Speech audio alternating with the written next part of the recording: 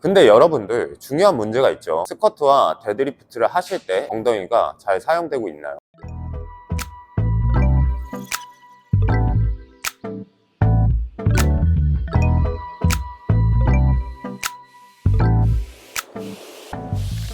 안녕하세요. 운동하는 남자입니다.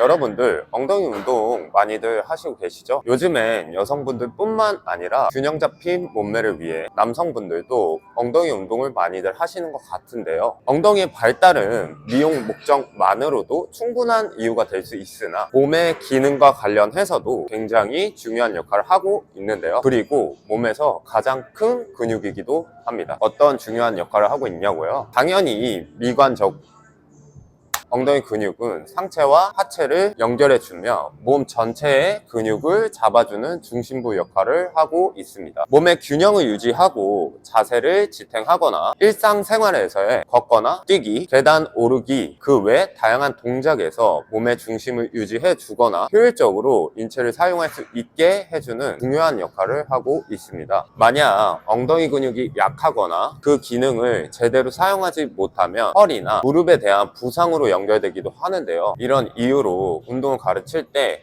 빠질 수 없는 부위가 바로 엉덩이입니다. 자, 여러분들 엉덩이 운동하면 어떤 것들이 떠오르시나요? 브릿지, 힙스러스트, 스플릿 스쿼트, 데드리프트. 물론 개인이 가지고 있는 운동 능력, 근력 수준에 따라 선택해야 되는 운동은 다르겠지만 역시 가장 대표적인 운동은 데드리프트와 스쿼트겠죠. 의아해 하시는 분들도 계실 것 같은데요. 엉덩이 자극이 강한 운동은 따로 있죠. 원레그 데드리프트나 불가리안 스플릿 스쿼트 같은 경우가 있을 것 같은데요. 그리고 굉장히 좋은 운동이라고 생각합니다. 그럼에도 스쿼트와 데드리프트를 말씀드린 이유는 바로 다른 운동들에 비해 중량을 많이 다룰 수 있다는 것에 있습니다. 그럼 중량을 많이 들 수 있는 것에 대한 장점을 말씀드려 보겠습니다. 첫 번째, 가벼운 무게로 아무리 엉덩이 자극을 찾아줘도 결국 근육의 부피를 빠르게 성장시키기 위해서는 무거운 중량으로 근육을 잘 사용해야 한다. 두 번째, 신경계 활성화. 고중량 운동은 신경계를 활성화시켜 더 많은 근섬유가 작용하도록 합니다. 이런 신경과 근세포의 연결 단위들의 발달은 운동 수행 능력의 향상을 기대할 수 있습니다. 간단한 예를 한번 들어볼게요. 평소에 60kg의 스쿼트를 한다고 가정해 보겠습니다. 80kg의 스쿼트를 하고 나서 다시 60kg의 스쿼트를 하시면 상대적으로 전에 들었을 때보다 가볍거나 안정적으로 자세를 컨트롤할 수 있다는 것을 느껴보신 적 있으실 거예요. 실제 힘이 강해진 건 아니지만 같은 중량을 다루더라도 컨트롤할 수 있는 능력이 좋아질 수 있다는 겁니다. 근데 여러분들 중요한 문제가 있죠. 스쿼트와 데드리프트를 하실 때 엉덩이가 잘 사용되고 있나요? 근육은 어떻게 사용되는 것일까요? 아주 단순하게 생각하면 관절을 움직일 때 근육이 사용한다고 보시면 될까요? 예를 들면 까치발을 들 때 종아리가 사용되거나 팔꿈치를 접었다 펼 때 팔이 사용되겠죠. 그럼 엉덩이를 잘 쓰려면 어떻게 해야 할까요?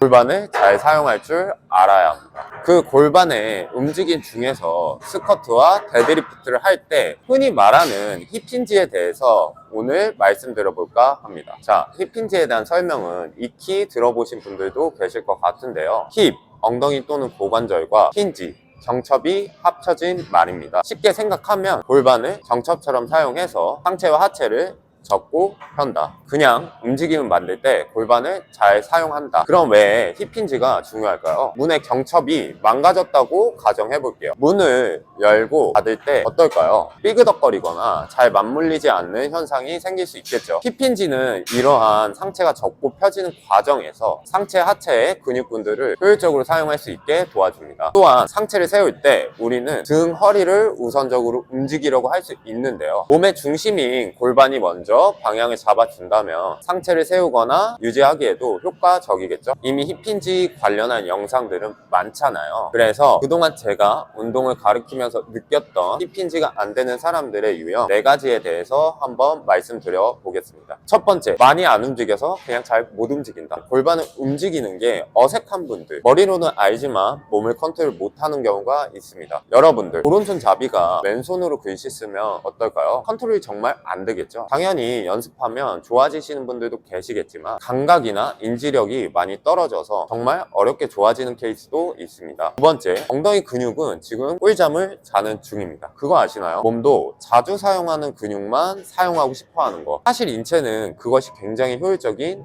움직임입니다. 예를 들면 자주 가는 길로 가는 게 훨씬 편하지 않으신가요? 몸도 자주 사용하는 근육을 사용하고 싶어 합니다. 왜냐고요? 단순합니다. 편하고 효율적이니까. 때문에 이미 엉덩이 근육을 잠시 잊고 자주 사용하는 근육들을 우선적으로 몸이 사용할 수 있습니다. 세 번째, 몸의 움직임을 만들 때 허리에서 과사용하시는 분들이 계십니다. 이런 분들은 골반을 움직이려고 해도 허리부터 움직임이 나오기 때문에 자세는 비슷하게 보일 수 있어도 정작 골반의 움직임을 못 느끼시는 분들도 계신데요. 예를 들면 데드리프트를 가볍게 하면 그래도 잘 되는 것 같은데 중량이 조금만 올라가더라도 자세가 금방 무너지는 분들이 이 경우에 해당할 거라고 생각합니다. 네 번째, 발과 발목을 잘 사용하지 못하는 분들. 지난 영상에서도 한번 다룬 적이 있는데요. 여러분들 불안정한 바닥에서 움직이려고 하면 어떤가요? 원래 하던 동작도 바닥의 불안정성으로 많이 불편하겠죠. 생각보다 발과 발바닥은 굉장히 중요하답니다. 자, 그래서 이런 분들께 운동 몇 가지 소개시켜 드려볼까 합니다. 한번 넘어가 볼까요? 첫 번째 운동은 내발기기 자세 스쿼트입니다.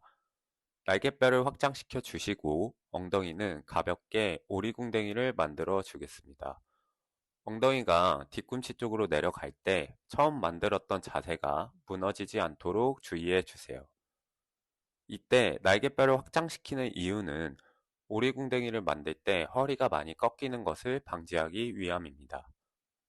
동작 시 옆의 거울을 이용해서 자세가 무너지지 않는지 체크해 주세요. 다시 처음 자세로 돌아올 때도 자세가 무너지지 않게 주의해서 올라오겠습니다. 이렇게 천천히 6에서 10회 반복해 주겠습니다. 두 번째 운동은 앉아서 한쪽 무릎 들기. 벤치에 엉덩이를 걸쳐 앉습니다. 손으로 의자를 잡고 몸이 천장 쪽으로 곧게 세워지도록 자세를 만들어 주겠습니다. 그 상태에서 무릎을 드는데 골반이 곧게 세워진 각도가 무너지지 않는 지점까지 무릎을 올려주세요. 한쪽 무릎씩 천천히 6에서 8회 진행하겠습니다. 세 번째 운동은 림포워드 런지입니다. 앞뒤 보폭은 크게 한 걸음 정도 떨어뜨려 줍니다. 앞발의 발바닥은 3점을 잘 지지해 줍니다. 뒷발은 엄지발가락과 새끼발가락이 한쪽으로 치우치지 않도록 잘 지지해 주겠습니다. 뒷다리의 방향에 맞춰 상체를 같은 방향으로 위치시킨 뒤 뒷다리와 상체를 늘려준다는 생각으로 자세를 만들어 줍니다. 앞발의 무릎을 서서히 접어줍니다. 접을 때 자연스럽게 발목도 사용이 될 수 있도록 하며 앞발의 3점 지지가 잘 이루어질 수 있도록 신경 쓰며 버텨주겠습니다. 주의할 점은 뒷다리와 상체의 방향을 일자로 잘 늘려주며 유지하는 것이 중요합니다. 그렇다면 자연스럽게 반대편 골반은 힙힌지가 만들어지며 관련한 근육군들의 힘이 들어갈 것입니다. 네 번째 운동은 싱글 레그 밸런스입니다.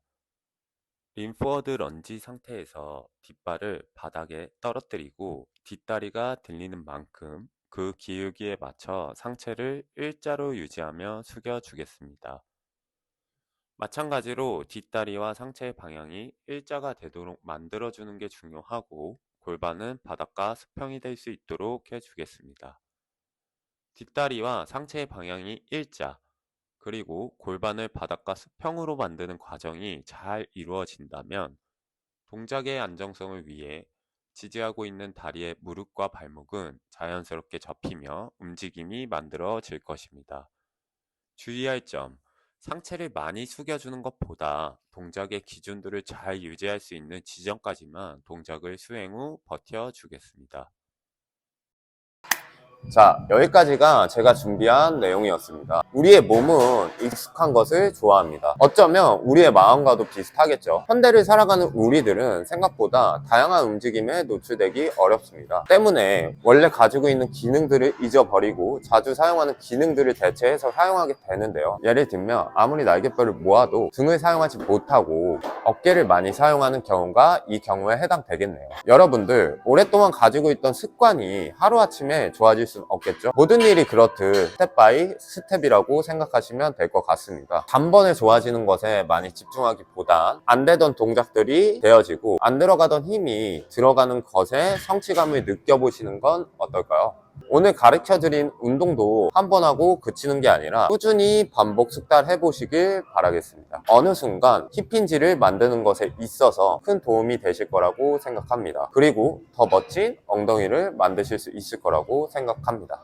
오늘 준비한 영상은 여기까지입니다. 유익하지 않았더라도 좋아요와 구독 부탁드리겠습니다. 그럼 다음 시간에 또 찾아뵙도록 하겠습니다. 안녕.